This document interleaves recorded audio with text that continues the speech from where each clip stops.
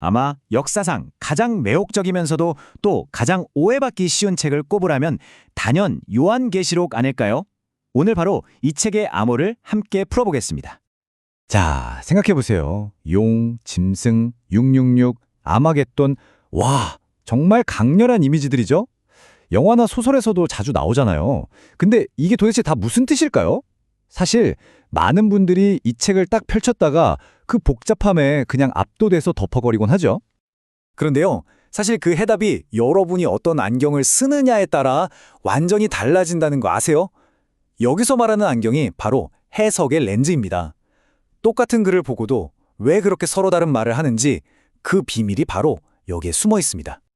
그래서 오늘 저희가 할 일이 바로 이겁니다. 가장 대표적인 해석의 렌즈 4가지를 하나씩 써보는 거죠. 과연 각각의 렌즈로 보면 계시록이 어떻게 보이는지, 그리고 또 어떤 장점과 한계점을 가지고 있는지 한번 제대로 파헤쳐 보겠습니다. 자, 첫 번째 렌즈부터 한번 살펴볼까요? 바로 과거주의 렌즈입니다. 이름 그대로예요. 이 관점은 계시록의 예언 대부분이 이미 과거에 다 이루어졌다고 보는 겁니다. 특히 언제냐면 서기 1세기 로마 제국이 교회를 박해하던 때, 그리고 서기 70년에 예루살렘이 무너졌던 바로 그 사건에 초점을 맞추죠. 그러니까 뭐랄까, 미래 예언서라기보단 일종의 역사 기록처럼 보는 거예요. 근데 이 관점에는 몇 가지 좀 생각해 볼 지점이 있어요. 예를 들어 최후의 심판이나 새하늘과 새 땅 같은 정말 어마어마한 스케일의 사건들을 그냥 1세기 로마 시대의 일로 축소해버리는 건 좀 설득력이 약하다는 거죠. 그리고 더 큰 문제는 뭐냐면요. 예수님이 다시 오실 거야 하는 미래의 희망을 약하게 만들 수 있다는 거예요. 그럼 지난 2000년 동안 수많은 신자들이 품어왔던 그 기다림은 뭐가 되냐는 그런 비판이 나오는 거죠. 자, 두 번째 렌즈는 역사주의입니다. 이건 뭐냐면 계시록을 마치 인류 역사를 쫙 꿰뚫는 거대한 타임라인으로 보는 거예요. 1세기부터 세상 끝나는 날까지요. 그래서 계시록에 나오는 상징 하나하나를 이건 교황이야. 이건 종교개혁을 말하는 거야. 이건 1차 세계대전이야. 이런 식으로 역사 속 실제 사건이나 인물하고 짝을 맞추려는 시도를 하는 거죠. 하지만 이 방식도 문제가 좀 있어요. 해석이 너무 뭐랄까 자기 마음대로가 될 수 있다는 거죠.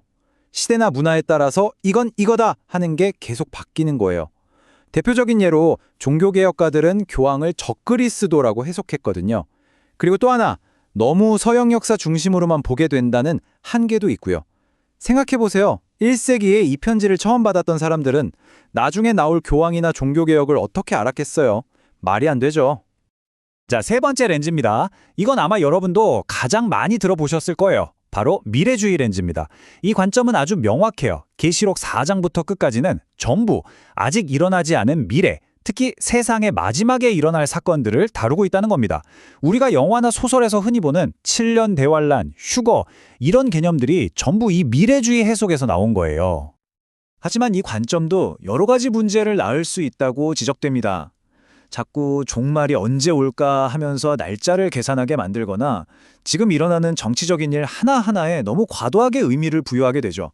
심지어는 어차피 나는 휴거될 거니까 이 세상이 어떻게 되든 상관없어 하는 식의 좀 무책임한 도피주의적인 태도로 이어질 수도 있고요.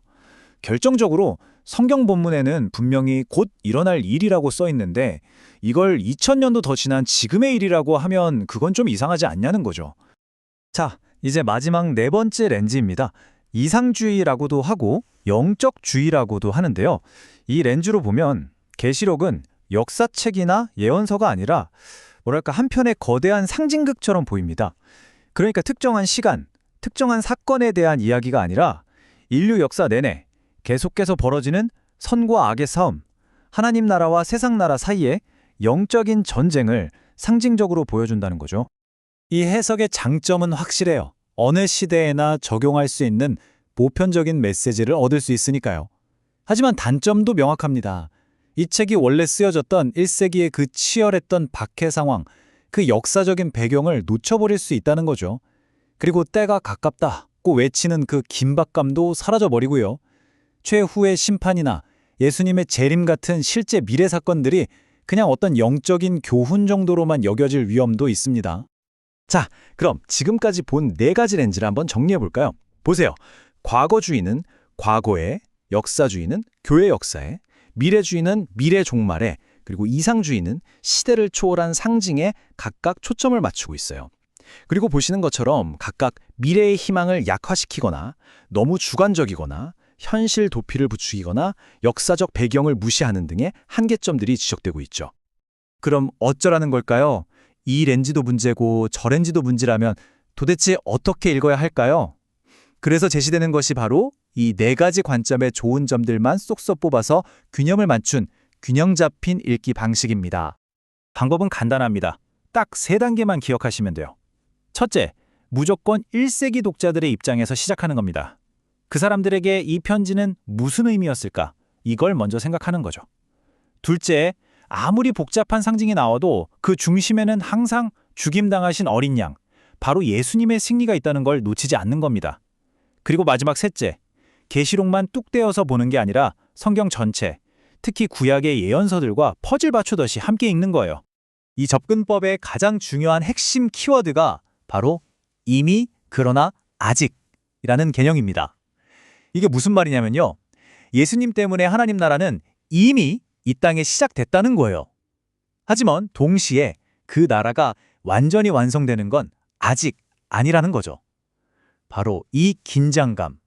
이미 시작됐지만 아직 완성되지 않은 그 사이를 살아가는 사람들. 바로 그들을 위해 쓰인 책이 요한계시록이라는 겁니다.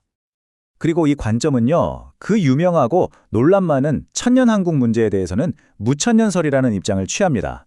여기서 말하는 천년이 문자 그대로 천년을 뜻하는 게 아니라는 거예요. 그게 아니라 예수님의 첫 번째 오심과 다시 오실 재림 사이의 이 전체 기간, 그러니까 지금 우리가 살고 있는 이 교회 시대를 상징하는 숫자라고 보는 거죠. 자, 그럼 이런 해석의 차이가 뭐 그리 중요할까요? 그냥 신학자들끼리 하는 어려운 얘기 아닌가 생각하실 수도 있어요. 천만에요.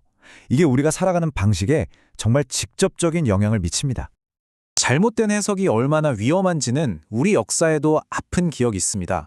바로 1992년 한국 사회 전체를 충격에 빠뜨렸던 다미선교회 사건이죠. 기억나시는 분들도 계실 거예요. 특정 날짜에 휴거가 일어날 거라는 그 말 하나 믿고 정말 수많은 사람들이 직장을 그만두고 가정을 벌였습니다. 결과는 어땠나요? 아무 일도 일어나지 않았고 남은 건 돌이킬 수 없는 상처와 엄청난 사회적 혼란뿐이었죠. 그리고 이게 그냥 과거의 일만은 아닙니다. 지금도 잘못된 종말론은 계속해서 문제를 일으키고 있어요. 바코드나 베리칩 같은 걸 짐승의 표라면서 비이성적인 공포를 만들기도 하고요. 세상 문제는 난 몰라 하면서 현실에서 도망치게 만들기도 하죠. 특정 국가의 정치적인 입장을 무조건 지지해야 한다고 주장하거나 바로 우리 눈앞에 있는 불의에는 눈을 감게 만드는 그런 안타까운 일들이 벌어지는 겁니다. 그렇다면 반대로 건강한 해석은 우리를 어디로 이끌까요? 공포나 도피가 아닙니다. 바로 오늘, 지금 이 세상 속에서 제대로 살아가는 믿음으로 우리를 이끌어줍니다.